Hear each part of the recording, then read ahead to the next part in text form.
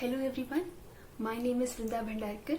I am a student of STM Law College, and in this video we will be dealing with the concept of criminal breach of trust. One fine day, Z meets A and makes him the executor of his will. After some time, Z passes away.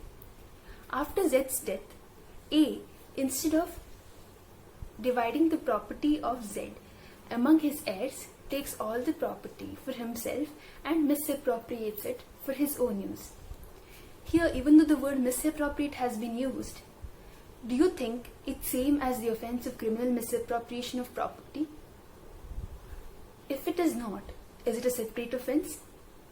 If it's a separate offense, why is it a separate offense? And what makes it different from any criminal misappropriation of property? Let's deal with all these aspects very briefly in this video.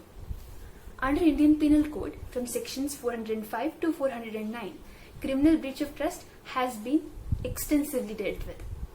Under section 405, a person is said to commit criminal breach of trust if he or she is entrusted with either the possession or dominion over a certain property, and if that person either criminally misappropriates it or converts it for his own use, or if that person dishonestly uses or disposes of that property in violation of a direction of law which prescribes the mode in which that property is to be used, or if that property has been disposed of in violation with any express or implied legal contract that has been undertaken regarding its mode of disposal, or suffers another person to do any of it.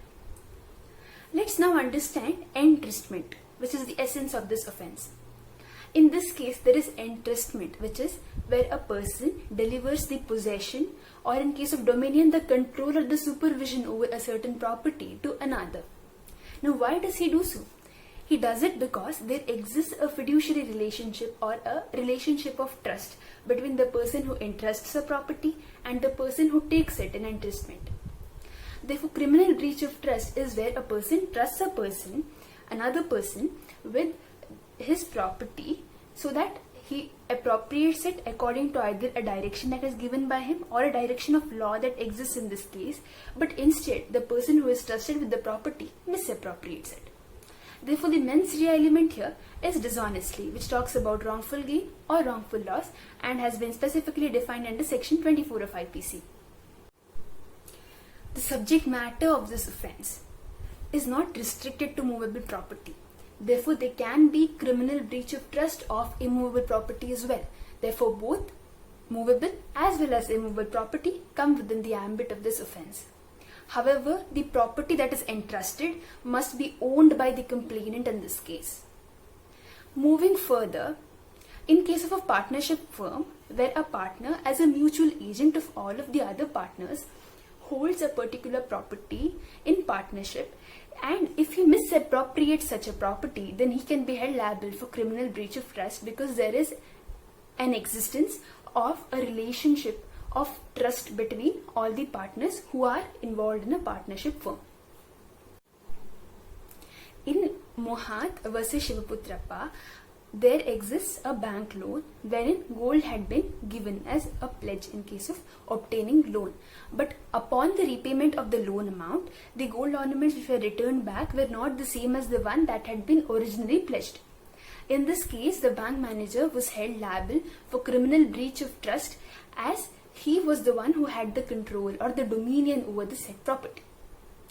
Dominion or control or supervision is the amount of control that a person entrusts on another regarding that particular property, and in this case, as the bank manager had such kind of dominion or supervision over the property, he was held liable to have committed criminal breach of trust.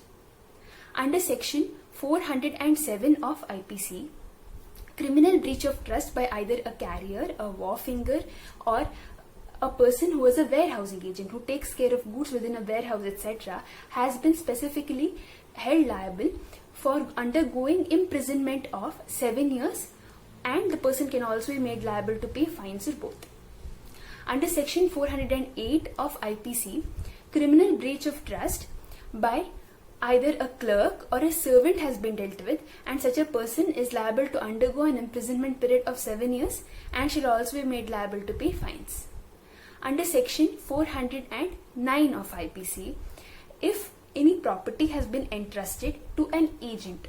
Now this agent needn't be an agent who comes across as a mere agent. He can be an agent in the form of an attorney, in the form of a banker, etc., or in the form of a public servant. The requirement of this offence is that the person who is made liable under this section must be a person who handles or who is entrusted a property in the course of his ordinary business, trade or profession, as in case of an attorney or in case of a banker. In case of an offence that is committed under section 409 of IPC, the person who is convicted under this section can be made liable to undergo imprisonment, that is life imprisonment, or imprisonment extending to 10 years, or with fine, or both. Now let us understand the differences between criminal breach of trust and criminal misappropriation of property. Under criminal breach of trust, the property is entrusted, that is, it is delivered. The possession or the dominion of the property is delivered by the person who is the owner of the property to the accused. Whereas in case of criminal misappropriation of property, the possession of the property occurs innocently and it is not delivered by the person who is the owner of the property or the complainant in that case. In case of criminal breach of trust, there exists a fiduciary relationship, that is a relationship of trust between the accused and the complainant. But in case of criminal misappropriation of property, such a fiduciary relationship does not exist. In case of criminal breach of trust, there might be a contract, either express or implied, regarding the disposal or the mode of disposal of the property that is the subject matter of entrustment. But in case of criminal misappropriation of property, such a contract, either express or implied, does not exist. Thank you very much for watching this video. Happy learning.